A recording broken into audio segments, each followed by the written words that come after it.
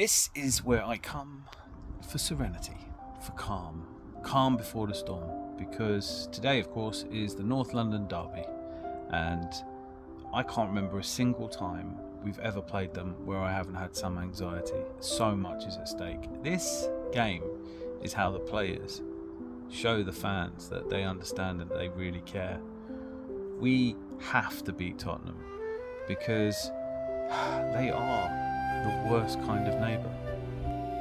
Look, I understand the rivalry doesn't make as much sense to an entire generation of Arsenal fans, many of whom might have started supporting Arsenal from far-flung areas around the world, and it doesn't make sense. Why would we care what these perennial underachievers think, and if they occasionally beat us? But we live with them. They constantly snipe at us. They constantly laugh at our misfortune. And that gets to you after a while. And the idea of having to go through a season where they can taunt us, even if we went and won a quadruple, they'd still taunt us. So this would tarnish any Premier League victory. It's as serious as that. And of course, Man City and Liverpool dropping points is a perfect opportunity.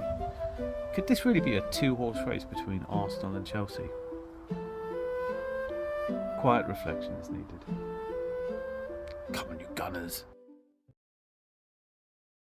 With the team lineups just announced, overall, look, honestly, for me, I don't think any of us wanted to see Mourinho up front, but I wouldn't have known what else to do. And I think it looks like he's gone with Hincapié over Mosquera, because Mosquera's looked good, but he hasn't necessarily looked good in big games. Hincapié has looked better in big games. So I'm quite pleased with that. But the question for me is Hincapié going to be the left back, or is Calafiori going to be left back? Because I think Calafiori wants to play centre back, and I think Arteta long term sees Hincapié as the left back. So I'm not sure, but this game will tell me quite a lot. I think both of them will keep level heads. I'm just really hopeful that we don't do anything stupid. Don't give this referee a chance to be the centre stage.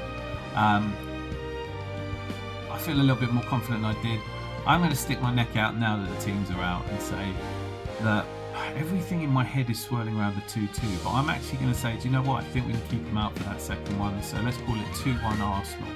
And I'm secretly hoping that it'll be like 2 or 3-0 up at the first half. I'll take a scruffy 1-0 at the 89th minute if that's what it takes in this game. I just want 3 points. I'm only going to be happy if we get 3 points. Get me those 3 points.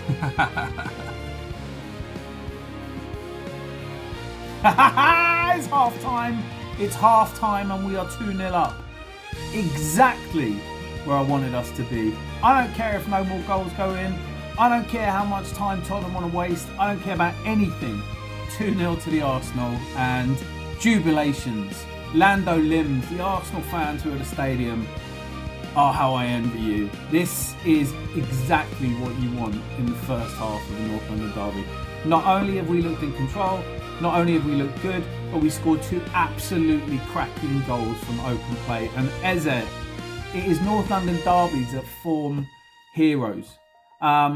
Honestly, the first half, Trossard, goggles, getting the first goal. Brilliant work. Lovely trap and turn and shot. Just absolutely fantastic. And I know it's a North London derby. I know they can come out and get an early goal in the start of the second half. They're lumping it into the box. They're playing Graham Taylor 1990s football. So far, good work in Hincapié. Calafiori had a few odd moments, but you get that from him. Bukayo Saka,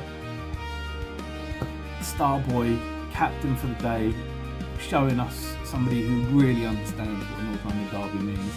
And once again, Eze, because I do look at this game and think, who are the heroes that really formed? I'm in a good place. I'm in a very good place. I'll see you at full time for further celebrations and jubilations. I really think so. Be lucky. Full time. Look, there just aren't any words. There are not words. Everything I wanted happened. We took the handbrake off. Eze arrived. Heroes are made in these games, and tonight is Eze's night. And how special it is that he chose to come to Arsenal instead of the whole thing is too magical, isn't it? I really want to know from Tottenham fans, is there any consolation in a consolation goal?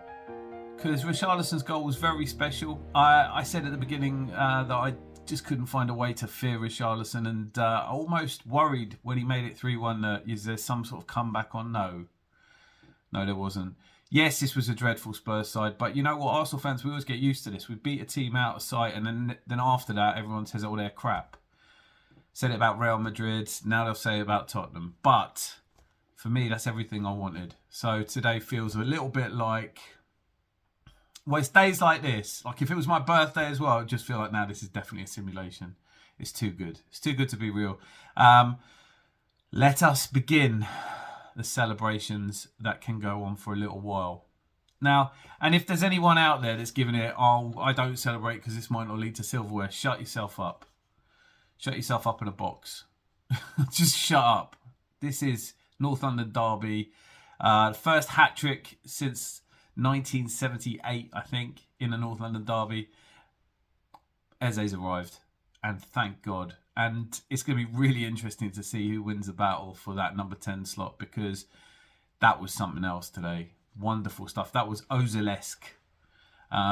Wonderful football being played. Handbrake off. Come on, you Gunners. I could not be more happy.